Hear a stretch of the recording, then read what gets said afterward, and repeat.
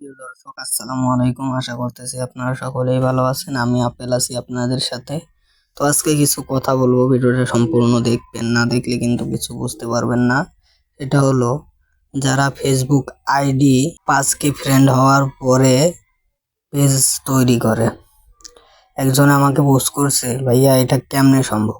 হ্যাঁ, এটাও সম্ভব, করতে পারেন। এবং যারা ফেসবুক পেজ খোলে, তাদের কি কষ্ট বেশি হয়, না একজন ফেসবুক আইডি পেজ করে এইটা কষ্ট বেশি হয়? তো এই বিষয়ে আলোচনা করব আজকে। যারা ফেসবুক আইডি কে পেজ করে, তারা কি করে? প্রথমত তারা ফেসবুক আইডি খুলে নেয়, নেওয়ার পরে 5K ফ্রেন্ড বানাই নেয়, নেওয়ার পরে তারা কিন্তু পেজে কনভার্ট করে।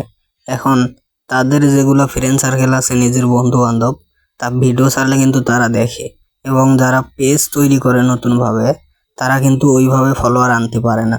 যারা কেনে তাদের হিসাব আলাদা, যারা কষ্ট কইরা ফলোয়ার করে তারাই জানে যে প্রথম পেজ খুইলা কাজ করতে কতটুকু কষ্ট হয়।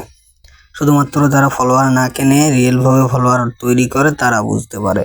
আর ফেসবুক আইডি কে পেজ বানালে কষ্ট খুবই কম হয়, কিন্তু ফেসবুক পেজে যেগুলা সুবিধা পাবেন, ফেসবুক আইডিতে ওই রকম সুবিধা পাবেন না। ওখান থেকেও আয় করতে পারবেন, কিন্তু আপনার যদি লাইক ব্লক হয়ে যায় একবার, সেক্ষেত্রে আর ওখান থেকে আয় হওয়ার চান্স খুবই কম থাকে।